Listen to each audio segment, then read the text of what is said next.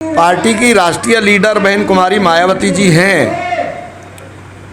उन्होंने इमरान मसूद जैसे नौजवान, ओजस्वी और पश्चिम के बजवी बड़े ही मजबूत लीडर को पश्चिम का प्रभारी बनाया है।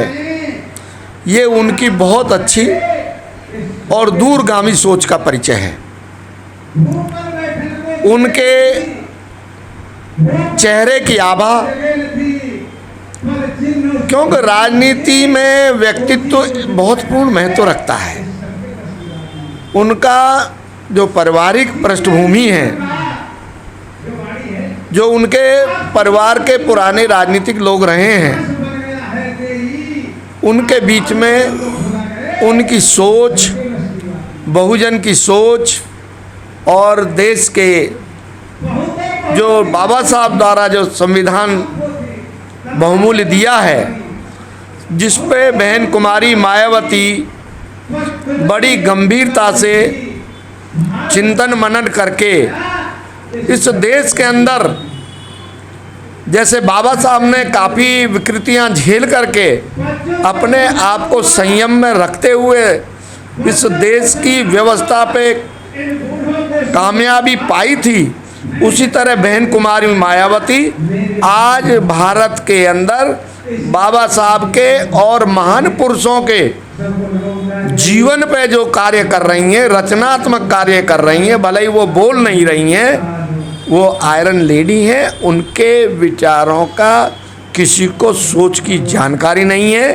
वो बहुत गंभीरता से मंथन करके, विचार करके अपनी पार्टी में बदलाव करती हैं और जो माननीय मसूद जी को लाई हैं, इससे परिवर्तन होगा, पार्टी में ताकत आएगी। ये वही इमरान मसूद हैं जो गंभीर आरोप लगाते थे बीएसपी पर। देखिए, जहाँ जैसा जब चश्मा लग जाता है, जब चश्मा लग जाता है तो उस मंच के माध्यम से आदमी अपने आप को मेंटेन करता है। वो मजबूरी रही होगी। आज जब हर तरह से भारत के अंदर भारत के संविधान को, इस देश के मालिकों को, अल्पसंख्यकों को, बहुजन समाज के लोगों को, सभी धर्म के लोगों को, आज जो आडंबरवाद की व्यवस्था चल रही है, जो मनुवाद की व्यवस्था देश को कब्जा करना चाहती है, जो कभी जय भीम नहीं कहते थे, आज मुस्लिम समाज भी सबसे आगे बाबा साहब का संविधान लेकर के सिर पे खड़ा है, तैयार। वो पहचान गया कि अगर हमारी सुरक्षा, देश की अस्मिता, देश की अखंडता अगर कायम है तो वो भारत के संविधान से है। बाबा साहब की तस्वीर तो केजरीवाल भी लेकर चलते हैं। केजरीवाल तो दिखावट करते हैं। उन्होंने बहकाया 30-40% वहाँ वाल्मीकि समाज और जाटव समाज, उन्होंने ऐसी लॉलीपॉप दिया। अगर वो वास्तव में बाबा साहब के मिशन को लेके चलने वाले होते तो उन्होंने राज्यसभा में 10 MP भेजे हैं, एक भी शेड्यूल कास्ट का या OBC का MP नहीं बना के भेजा। नहीं, मुस्लिम भी नहीं भेजा। मुस्लिम भी नहीं भेजा। तो ये तो सीधा सीधा देखिए, उसकी पृष्ठभूमि पहले से बताती है। वो RSS के से जुड़े रहे हैं, पुराने उनके संबंध भी RSS के, भागवत और जो हमारे मोदी हैं माननीय प्रधानमंत्री जी, सारे लोगों के साथ उनके चित्र और उनकी शाखाओं में, चाहे वो जो पहले वहाँ इन्होंने दिल्ली में धरना प्रदर्शन किया था, वो पूरी RSS की टीम थी, उसमें रामदेव भी है। ये सारे लोग जो हैं व्यापारी वर्ग, इन्होंने देश को कैप्चर करने के लिए और इसको आगे लाए थे। और अब उसको जो है B टीम तैयार हो रही है बीजेपी की।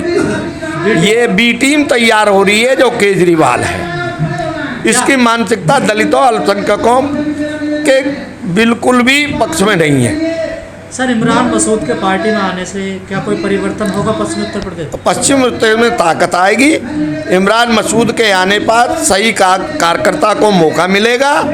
और जो अब आप केजरीवाल वाली बात कह रहे हो, केजरीवाल जी की राजनीति का अंत हो गया है, क्योंकि 22 जो प्रतिज्ञाएं हमारे राजेंद्र पाल गौतम जी जो उनके सामाजिक कल्याण मंत्री थे, पहले संदीप वाल्मीकि जी जो मंत्री थे, जब उन्होंने बहुजन की बात की, उन्होंने दलितों दबे कुचलों की बात की, उनको हटा के साइड कर दिया, उनसे इस्तीफा लिया।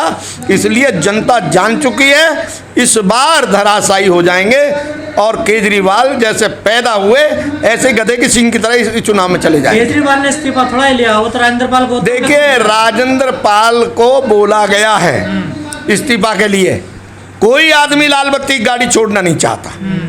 ये बिल्कुल भ्रामक बात है कि उन्होंने स्वयं लिया, ना स्वयं नहीं दिया, उनसे इस्तीफा लिया गया है। केजरीवाल तो सबके साथ खड़े रहते हैं। उनके आरोपी जो मंत्री हैं, सत्येंद्र जैन जेल में है, मनीष सिसोदिया है, पूरी ताकत से खड़े, तो वो कैसे इस्तीफा ले लेंगे? देखिए, उनके वो लोग जो हैं स्वर्ण समाज के लोग हैं, वो उनकी समाज के लोग हैं। ये जो देखिए, सुनो, इस देश के अंदर शुरुआत से ही दो व्यवस्थाओं का टकराव रहा है, एक मनुवादी व्यवस्था, एक जो है अम्बेडकरवादी व्यवस्था।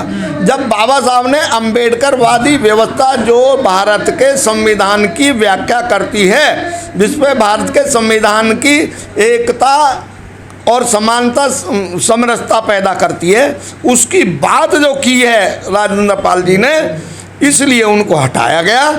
सत्येंद्र जैन हो या उनके दूसरे मंत्री जेल में जाएं, क्योंकि वो उनके समाज के हैं और ये घोटालेबाजों की सरकार है। चाहे वो मेन दिल्ली में सरकार बैठी है केंद्र की, और चाहे प्रदेश में केजरीवाल हैं। तो देखिए, से क्या दिक्कत? मैं ये कह रहा हूँ, इन्होंने महाराष्ट्र के अंदर नहीं, गुजरात के अंदर बाबा साहब के पाठ्यक्रम को जोड़ने के लिए कई लाखों किताबें छपवाई।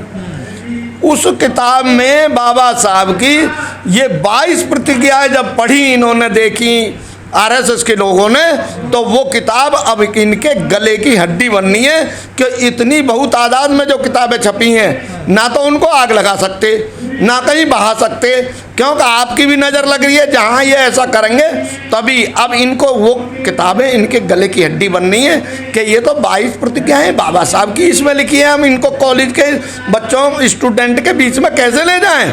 पर उन्हें तो केंद्र सरकार भी छापती है ना सर। नहीं, वो जो छापी हैं ना किताबें, वो रोक दी गई हैं, वो बच्चों को वितरित नहीं गई हैं, ना क्लासों में पढ़ाई जाएंगी, ना पढ़ाई गई हैं।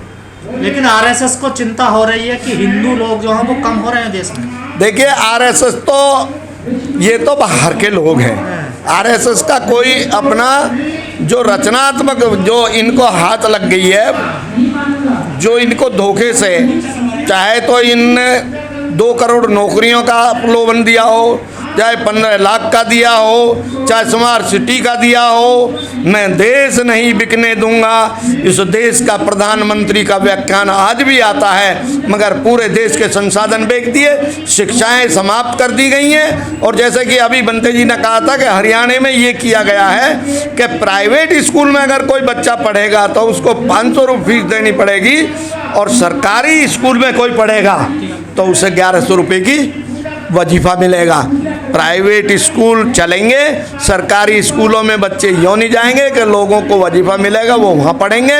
सरकारी स्कूल बंद हो जाएंगे और फिर आकर के 1 आध साल में ये कह देंगे कि हमारा बजट अलाउ नहीं करता कि हम कैसे इनको वजीफ़ा दें, कैसे स्कूल चलाएं। तो फिर ये मनमानी फीस पे जो आज जो है ये 1100 रुपये दे रहे हैं, ये 11,000, 10,000, 5,000 इसकी फीस कर देंगे, तो जो मजदूर गरीबी की रेखा में वो नहीं पढ़ा पाएगा। ये बड़ी सोची समझी है, और बाबा साहब के लिए पूरे समय से ही ये रहा कि किसी भी कीमत में बाबा साहब को शिक्षा ग्रहण ना करने दी जाए। इसी तरह ये दलित समाज में जब से शिक्षा का जो ज्योति जगी है, इनके जो मनुवादी हैं, जो आरएसएस के लोग हैं, इनके पैर उखड़े हुए हैं, और बहुत जल्दी ये 2024 में ध्वस्त हो जाएंगे।